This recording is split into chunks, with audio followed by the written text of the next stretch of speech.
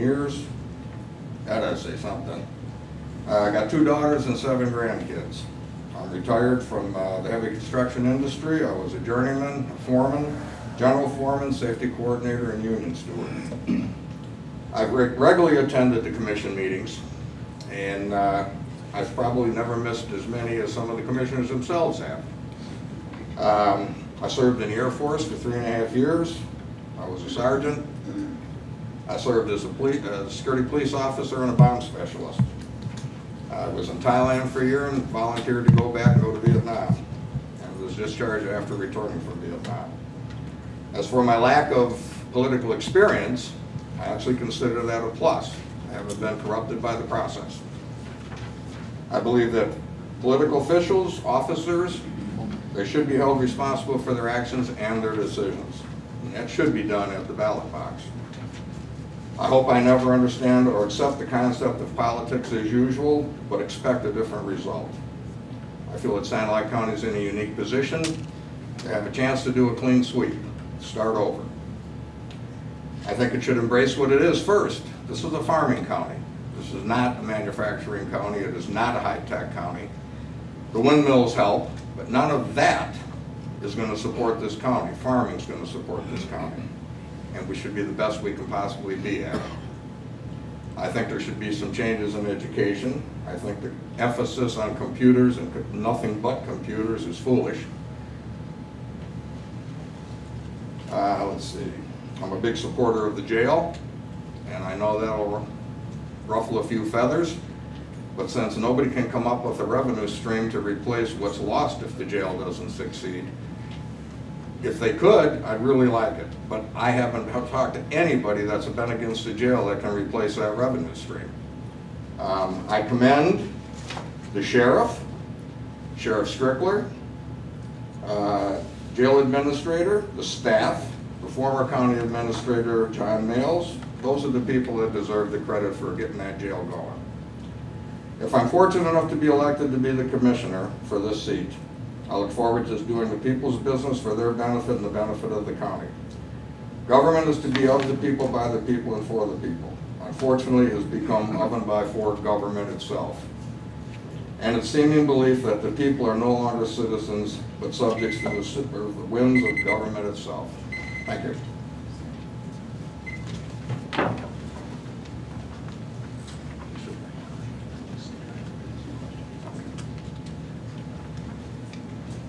Next, we'll hear from Mr. Dean. Thank you, Brian, and I'd like to thank the Sanilac County Farm Bureau for hosting this event here tonight. My name is Dan Dean. I was born and raised on a farm near Carsonville. Graduated from CPS High School in 1977. Attended and graduated from the University of Michigan in 1981. I've been an employee of the Deckerville School District for 29 years as an educator.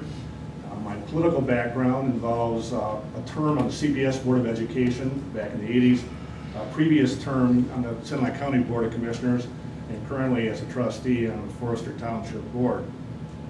I don't enter this race with any preconceived notions or axes to grind, simply bringing a skill set that I believe is valuable to help with the county. I guess a fundamental difference I might have would be that I do favor compromise. Compromise is the art of politics. It's sometimes necessary to get results, and I believe at all levels of government we need to embrace that possibility. I think we've seen in Lansing and in Washington too often the paralysis that exists when compromise isn't present. Some of the key issues I see here would be, of course, maintaining a steady and balanced budget. I think the current board has done a pretty good job of doing that in difficult times. With the decline in property values and the subsequent decline in tax revenue, that hasn't been easy. And I think our elected and appointed department heads all deserve some credit for making necessary cuts to keep the budget in balance. I believe the jail project was necessary. I think it's incumbent upon the new board to make sure that it's completed in a cost-effective manner. And if at any point that project appears to be steering away from the budget that it currently has, that changes need to be made to make sure it stays in that $8 million range. I think an area that I'm particularly interested in here is economic development. As Mr. Mach indicated, certainly agriculture is the primary economic activity here. We must do all we can to maintain the infrastructure to sustain our agricultural economy. I do believe, though, that manufacturing has a role. And I think we're uniquely positioned here in Sanilac County to promote ourselves for that role. We're geographically situated close to the Detroit area relatively. We have a workforce that understands the work ethic. We have available facilities that I'd like to see fill and the jobs that go with it, as well as tourism development. And one of the great assets we have here is the Great Lakes, and I believe that's certainly a key point that needs to be maintained for our economic development and growth here as well. So once again, I would appreciate your support on the August 7th primary, and my time is up. Thank you.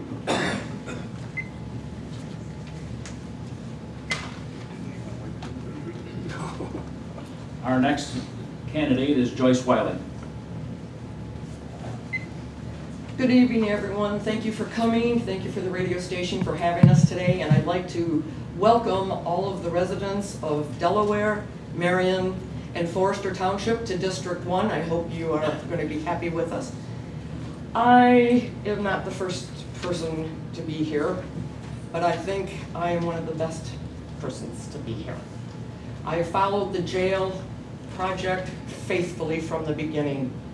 I listened to residents' complaints about how the prisoners' families were going to sit on the sidewalk and wait for their people to get released, and they're going to rent our houses, and they're going to make our towns and our townships and all that bad places to be. But if you've gone through the jail, I have, with a personal tour, you will know that that jail should have been done years ago. The construction project that happened, I believe, way back in the 50s was done incorrectly. So I followed this, and I think that this project has to go through. It's already cost us too much money. 9 years to get a project passed. Insane. Waste of taxpayers' money. It's hard for us to get our money. We work hard. I'm a farm owner. I'm a widow.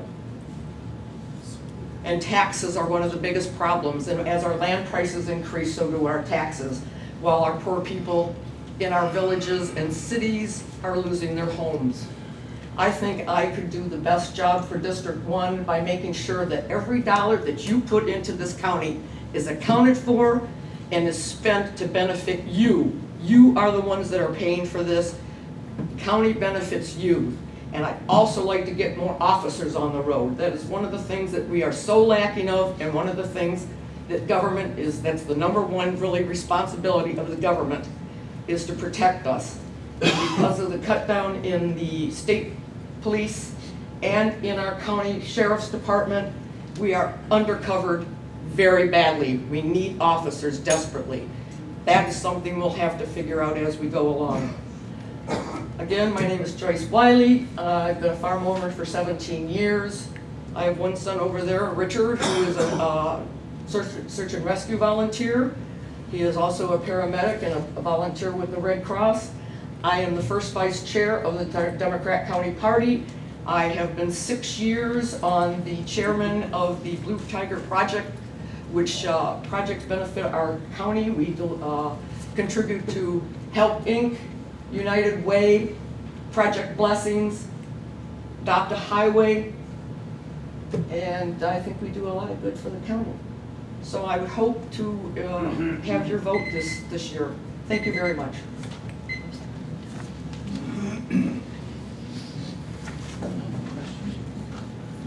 Thank you. One of the first questions, this will be posed to all the Board of Commissioner candidates, and if anyone else has any questions that they would like to have the candidates answer, I guess if you would let Denise know, she has cards where you could write that down, but we'll start with this question. In Sanilac County, we have a number of county parks. Wanting to know what your position is, or your opinion on the county park system here in the county. We'll start again with Mr. Mach. I support the parks, but I think the parks should also support themselves. Do we need any more? At this point in time, I would say no. Especially with the economy where it's at right now, the parks are not full. Delaware Park, for instance, is where I live up by, and that park is pretty good just the way it is right now. The people enjoy it like that. It's open to the public. It's basically what you would consider a free and open for everybody. They ride four-wheelers over there, they run horses over there. It's just pretty nice the way it is, but yes, I do support the parks. I just think they need to be handled a little better in regards to income. They should always support themselves. Thanks.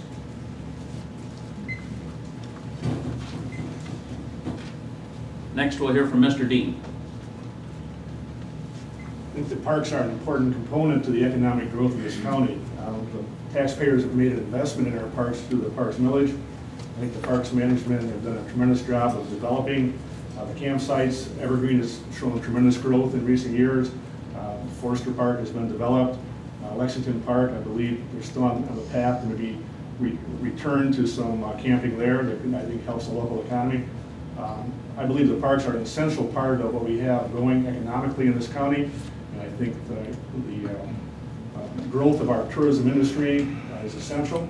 I think we have to diversify our economy. Certainly agriculture is first in this area economically, but the parks have to be part of the equation too for our small businesses along the shoreline in particular.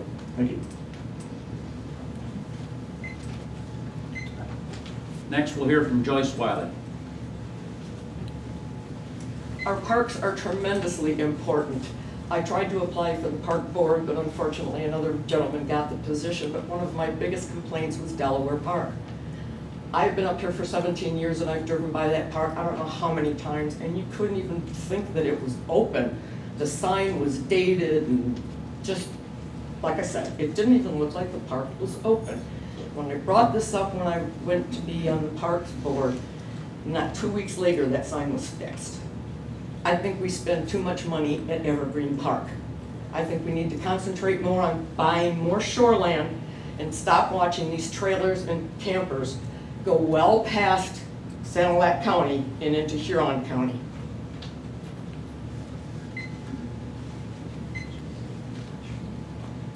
Next question we have for the candidates. What changes do you want to bring to the county, and what makes you believe that you are the best candidate for that? Again, we'll start with Mr. Mach. I guess the biggest one with me is accountability.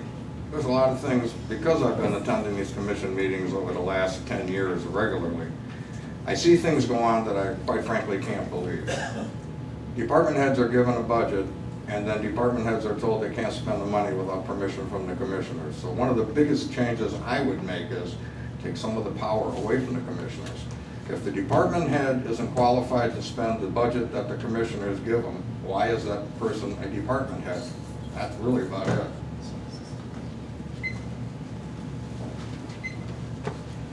Next, we'll hear from Mr. Dean. I think as the county, like all local governments, have faced challenges in recent years with declining revenues, there's been a temptation to simply cut. And I think there comes a point we need to look at your department heads, elected and appointed, and say, okay, let's go out and find the best way to do things. Let's look at the best practices going on around the state, and if that happens to save money and improve services at the same time, that's fine. I think we need to empower our department heads, but at the same time, the Board of Commissioners is the ultimate authority and has to take responsibility for budgetary matters. They act as the guardian of the overall budget, while the department heads have to protect and promote their own interests. I think a partnership between the commissioners and the department heads certainly would enhance that. We need to go out there and look maybe outside the box sometimes and look at consolidation of services and ways to improve the quality of service and maintain, using the best technology we can to maintain the services that our citizens depend upon.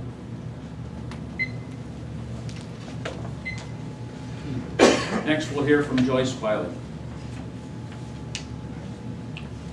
The micromanaging has to stop. We are paying good people good money to do their jobs. The commission's job, as far as I'm concerned, is to make sure that the budgets are put together so that the people have enough money to run their departments. If something happens, maybe we should come in, but we do not need to micromanage. Also, if we are going to change anybody like the manager, I think it should be open to all prospective candidates, not just in-house candidates.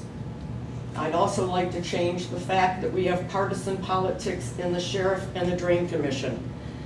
Being a Democrat, if there are two Republicans running for sheriff in the primary, I can't vote for them.